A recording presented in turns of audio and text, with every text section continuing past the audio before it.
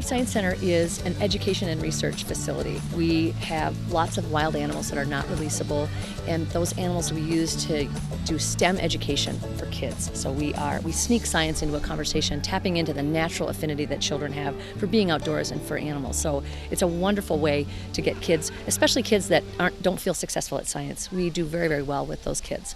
So we also are a facility where adults in the profession come to learn handling skills that they will then use in other places. We trained the Yellowstone team, we trained the folks on Isle Royal, so we have a global reach in that capacity.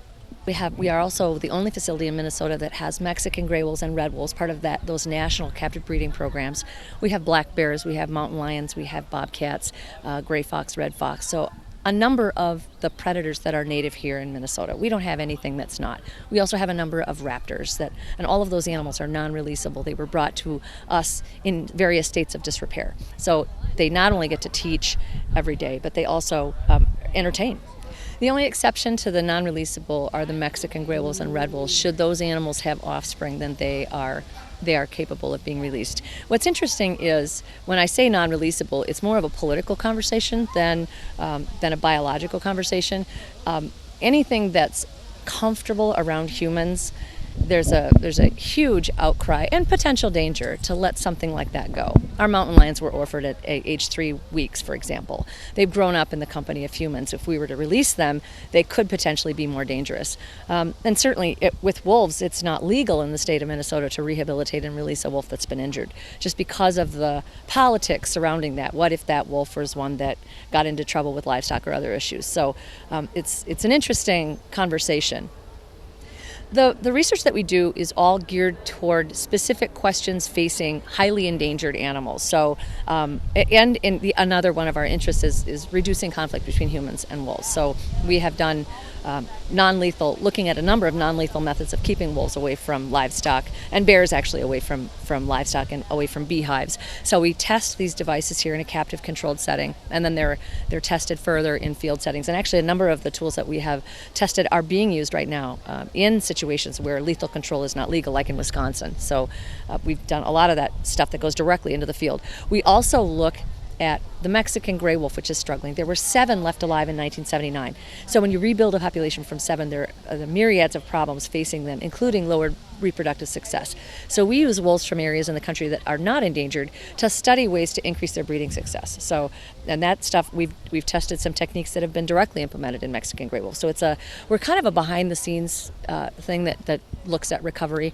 We're looking at a project looking at bears right now. Drones are one of the new exciting things that wildlife biologists are using, and there's some scientists in Minnesota that have really unique perspectives on bears. Dave Garcelis, the DNR, is just a brilliant bear biologist, and he has subcutaneous cardiac implants in these bears that he can remotely collect information.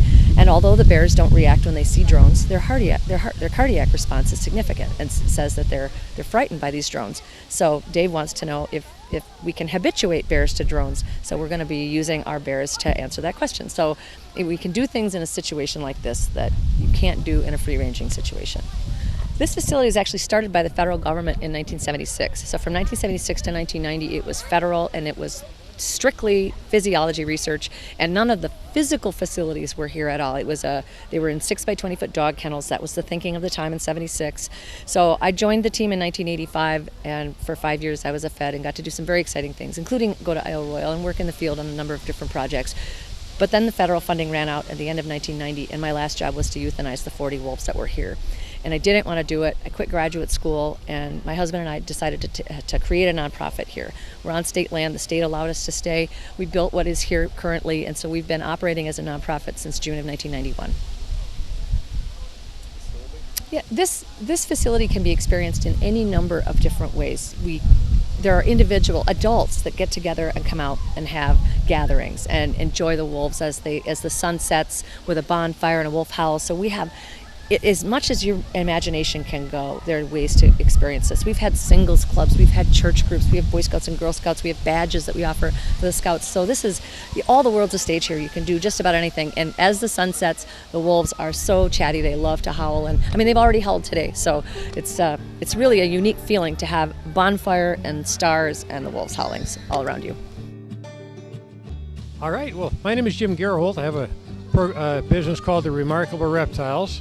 I've been coming up here to the Harvest Howl for years now to help Peggy out with her primary fundraiser. And I always bring reptiles. I do a program later in the afternoon, and I always set up a little mini display. Right here we have the first one is a timber rattlesnake, which is a Minnesota threatened species. They're found in the southeastern part of the state. I haven't had this one too long. They live a long time. I lost one 2 years ago that had over 27 years. I lost two this year that were both just over 20 years old. They're fascinating animals. They take care of their babies for the first week to 10 days after they're born. Once they shed out, they all disperse. We actually found 3 mamas with their babies one day, the day after Labor Day some years back. 3 mamas with their babies in one afternoon. Doesn't get much better than that.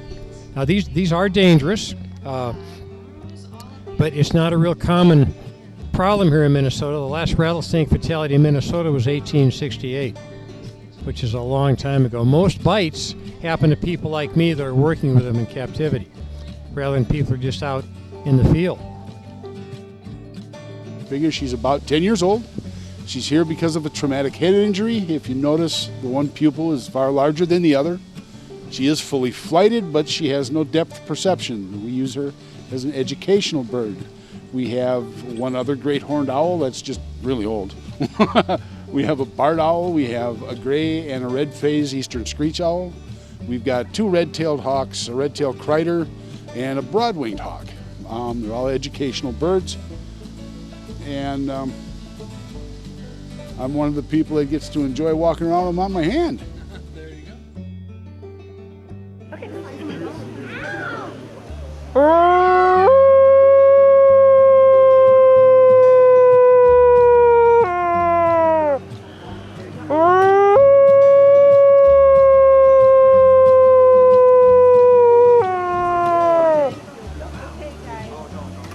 Gotta wait a minute.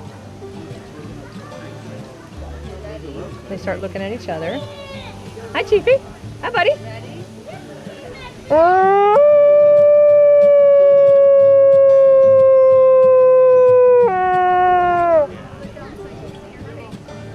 They start to rally their social behavior.